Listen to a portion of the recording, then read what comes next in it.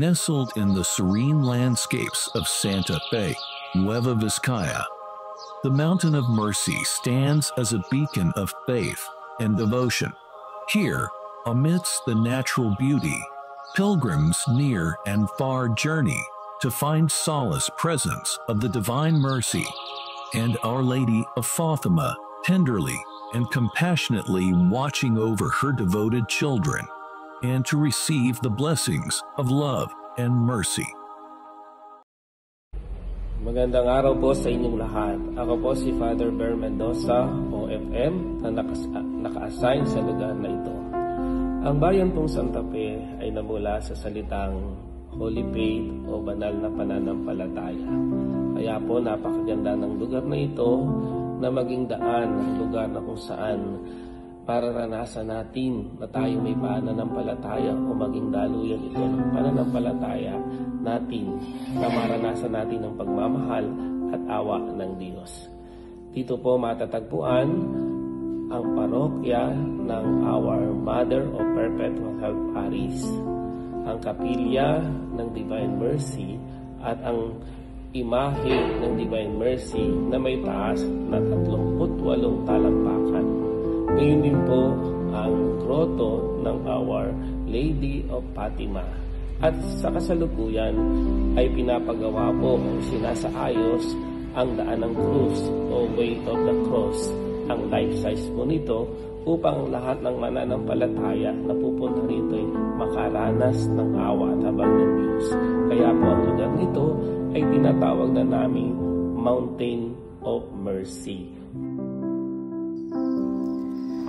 I am Mother of Mercy. My motherly task has been that of giving you Jesus, who is the revelation of the merciful love of the Father. Thus, in order to come to you, Divine Mercy has passed through the way of my divine and immaculate motherhood. I am Mother of Mercy. To me was entrusted the task of preparing humanity to receive the heavenly dew of Divine Mercy. You must do your part as the Heavenly Father does His. Your action must be espoused to that of Divine Providence, that the work may produce its fruit in those goods which are useful for the sustaining of your life, for the enrichment of the family itself, in such a way that its members can always enjoy spiritual and material well-being.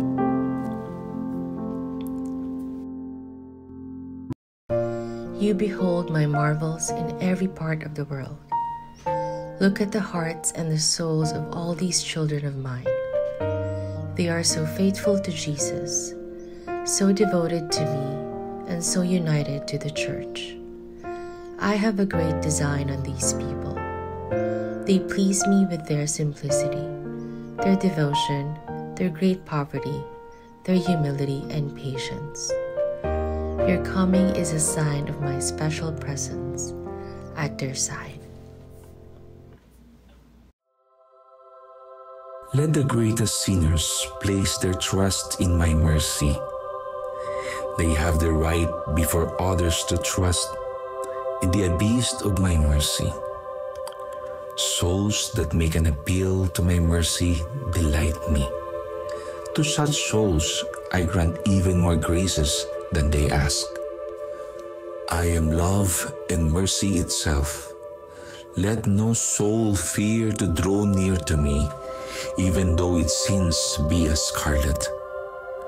My mercy is greater than your sins and those of the entire world. I let my stricken heart be pierced with a lance, thus opening wide the source of mercy for you. Come then with trust to draw graces from this fountain.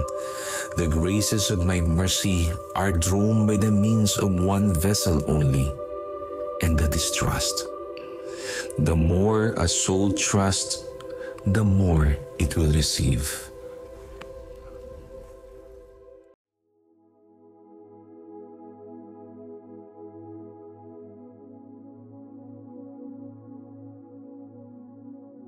Mga kapanalig, mga kapatid sa pananampalataya. Inaanihan ko po kayo na dumalaw sa Mountain of Mercy na matatagpuan sa parokya ng Ina na Lagi Sacbolo, bayan ng Santa Fe, probinsya ng Nueva Vizcaya sa Diocese ng Bayambong. Dito po sa Mountain of Mercy, matatagpuan natin ang imahe ng Divine Mercy, ang ating Panginoon Jesucristo. Hindi naman ang groto ng Our Lady of Fatima at ng kasalukuyang ginagawang 14 na istasyon ng Banal na Cruz. Dito sa lugar na ito ay maaari po tayong magdilay, magdiwang ng Banal na Eucharistia, isagawa ang Banal na Kumpisal, at manalangin upang tayo ay higit na maging bukas sa ating mahal na Diyos. Kaya din po, matatagpuan sa lugar na ito ang hinahanap nating katahimikan na siyang binibigay ng Mountain of Mercy. Nawa, sa inyong pagdalaw sa aming probinsya, sa aming diocese, ay magkaroon kayo ng oras para kayo ay sandali ang tumigil sa parokyang ito at maranasan ang yakap ng banal na awa at ng mahal na ina ng Father. Pagpalain tayo ng mahal na Diyos. Salamat po. Hi everyone, I am Elijah Andrea Esperanza. I am a part of Parish Youth Ministry of Our Mother of Perpetual Help Parish, and I am also a member of choir. Ini-invite po namin kayo na dumalo sa aming parokya sa Our Mother of Perpetual Help Parish po, and sa Mountain of Mercy Pilgrim, and to the Divine Mercy. Hello everyone, my name is Andre Nicolas de Dolorfino. I'm 15 years old and isa pong miyembro na Parish Youth Ministry and isa din pong altar server. And I would like to invite you all sa mga nanonood po dito. Sana po dumalo po kayo o bumisita po kayo dito sa Our Mother of Perpetual Help at sa Pilgrims ng Mountain of Mercy upang mabigyan po kayo ng siksik at liglig na biyaya na ibibigay po ng mahal na Birhen Maria. Yun lang po at maraming salamat. Good day everyone, I am Irish Cabonitalia and I am from Our Mother of Perpetual Help Parish.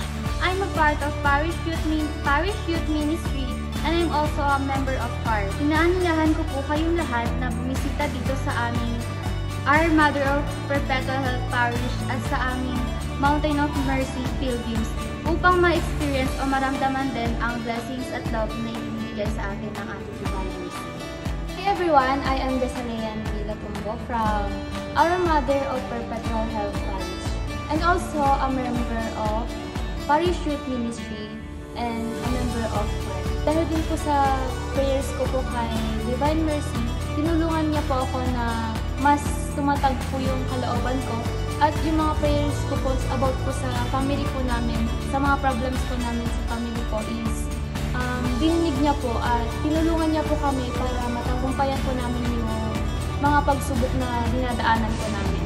So, inaanyayahan ko po ang lahat na dumayo po dito sa Our Mother of Perpetual Help Parish, Pilgrims of Mountain of Mercy, upang maranasan niyo din po kung ano po yung naranasan ko na sigsig, liglig at umaapaw na biyaya po galing po kay Divine Mercy. Yun lamang po. Maraming salamat.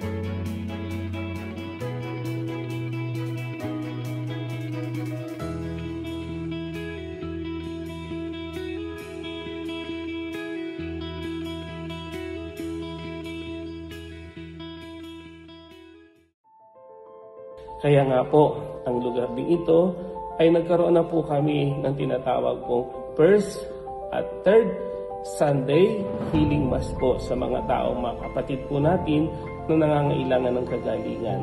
Sino man pong pari ang narito ay nagbibigay po ng dalangin at dasal para po sa kagalingan. Kaya po mga kapatid, kami ay nag-aanyaya sa inyo.